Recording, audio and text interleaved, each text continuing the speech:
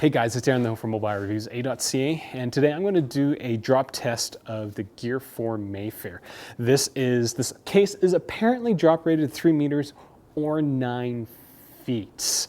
The odd thing about this, and I've been really dragging my feet in doing this drop test, is that nowhere on their website do they have this specification, only on the box. So that's a little, I'm going to say, schwarmy of them. Swarmy? I don't know what the word is. It just seems like a dick move, to put it bluntly. I've got a regular iPhone 7 in this case. I don't have a screen protector on it, and I'm pretty sure from corners it's going to be fine, but what I'm most interested in is to see if a face first drop will be protected.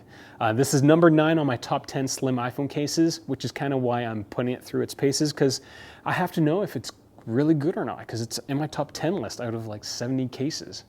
So let's get started. I've gone and swept off this entire place. You can tell that this is completely flat. There is absolutely nothing here. Chest height is about 4 feet for me. Let's find out.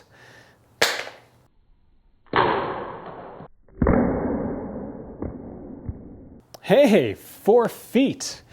It kind of works. Let's do 6. This is 6 feet.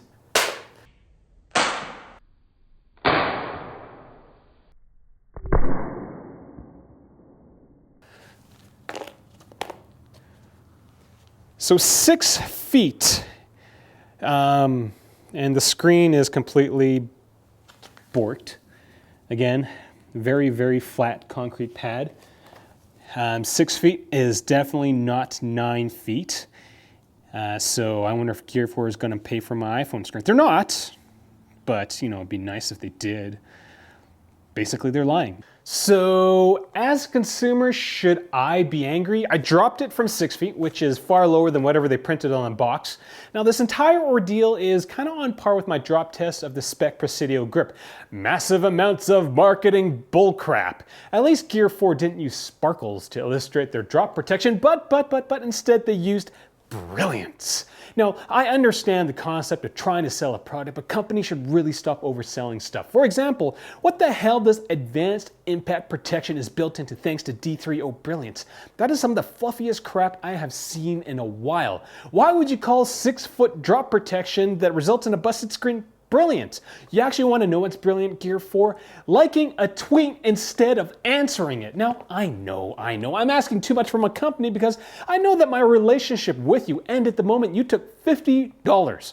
I get the sense that it's more important to make that sale than it is to provide customer service. Those quarterly sale figures are more important than creating lifelong customers. And I know that. I have an MBA.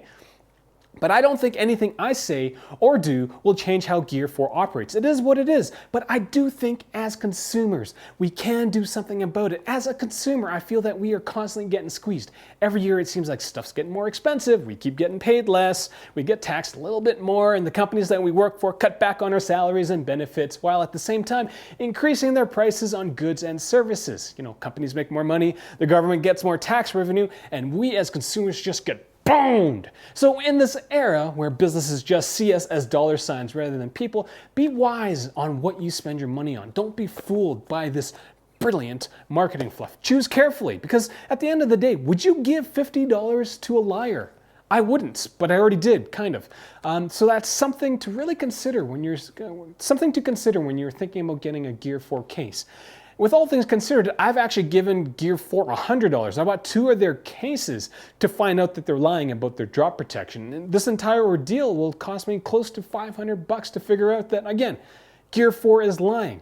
$500 is a lot of money to me. So that's kind of all I got. I've got the full review coming up real quick. This isn't a terrible case. It'd be an even better case if Gear4 wasn't lying to us, so do watch for that. If you have any questions, comments, leave them in the comments section below. Show your support by buying stuff through my website, because this gets expensive real quick. You find me on Google+, Twitter, as well as Facebook. I'm Aaron the Ho. Monty the Ho is in his bed warming up because it was really cold when we were outside dropping iPhones and breaking iPhones. So that's kind of all I got. Thanks for watching. And yes, I realized that when I was outside, I had my Apple earpods on. I was listening to music when I was setting everything up. So I did know that they're not in now because, well, I realized what a fool I was by doing a video with them in my ear.